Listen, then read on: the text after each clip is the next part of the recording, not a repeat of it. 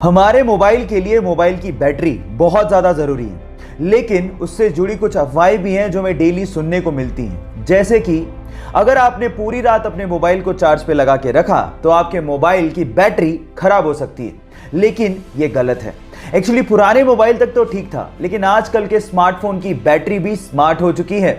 Actually यहाँ पर जो आपका चार्जिंग मैकेनिज्म है वो कुछ इस तरह से काम करता है कि पूरा चार्ज होने के बाद बैटरी अपने आप ही इलेक्ट्रिकल सप्लाई को बंद कर देती है।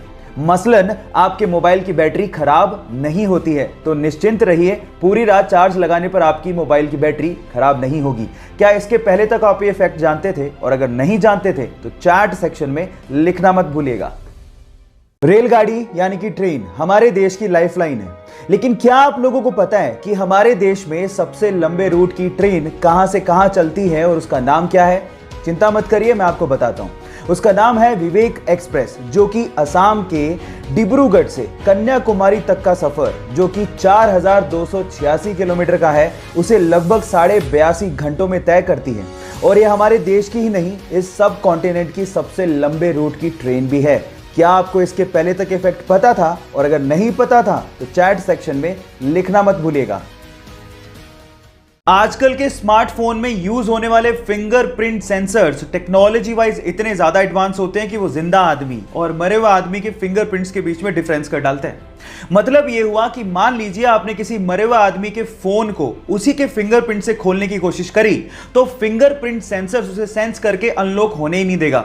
ये ऐसा इसलिए होता है क्योंकि मरने के बाद हमारे फिंगरप्रिंट सिकुड़ने लगते हैं, जिसे फिंगरप्रिंट सेंसर आइडेंटिफाई कर लेता है और फोन को कभी अनलॉक नहीं होने देता। इतनी एडवांस टेक्नोलॉजी आप लोग अभी यूज कर रहे हैं। क्या आपको इसके पहले तक ये बात पता थी? और नहीं पता थी तो चैट सेक्शन में लिखना मत भूलिएगा।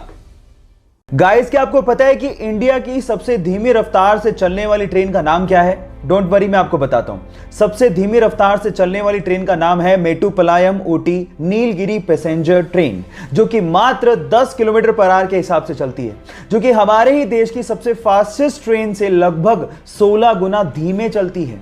अब आप लोग सोच रहे होंगे कि इससे बढ़िया तो मैं पैदल ही निकल जाऊं, लेकिन ये ट्रेन इसलिए इतना धीमे चलती है क्योंकि ये ट्रेन पहाड़ों से होकर निकलती है। लेकिन जब आप इसकी सवारी करेंगे और बाहर का नज़ारा देखेंगे तो आप इतने मंत्रमुग्ध हो जाएंगे कि आप लोग ये शुक्र मनाएंगे कि ये ट्रेन इतना धीमे चलती है। क्या आपको इसके पहले तक ये फैक्ट पता था? और अगर नहीं पता था तो चैट सेक्शन में लिखना मत भूलिएगा। अक्सर आप लोगों ने बहुत सारे क्रिकेट मैच में बहुत सारे खिलाड़ियों को एक सफेद रंग की क्रीम चेहरे पर लगा के खेलते हुए देखा होगा, पर सवाल यह है कि वो सफेद रंग की क्रीम होती क्या है और उसे चेहरे पर लगाया क्यों जाता है?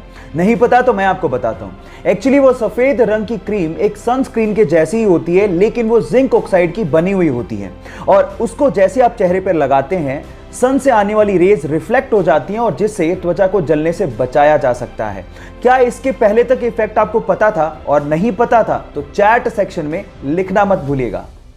क्या आप लोग एडवोकेट और लॉयर में फर्क जानते हैं? क्या मेरे जैसे आप भी यही समझते थे कि एडवोकेट और लॉयर में कोई फर्क नहीं होता? ऐसा नहीं है। एडवोकेट और लॉयर में फर्क होता है। लॉयर वो होता है जिसके पास लॉ की डिग्री हो या फिर वो लॉ की पढ़ाई कर रहा हो। वो आपको कानूनी सलाह तो दे सकता है, लेकिन आपके लिए केस नहीं लड़ सकता। लेकिन अगर कोई lawyer bar council of India की एग्जाम पास करके वहां पे रजिस्टर हो जाता है तो उसके बाद वो आपका केस लड़ सकता है, क्योंकि उसके बाद वो एडवोकेट बन जाता है। सो ये डिफरेंस होता है एडवोकेट और लॉयर के बीच में। क्या आपको इसके पहले तक इफेक्ट पता था? और अगर नहीं पता था तो चैट सेक्शन में लिखना मत भूलिएगा।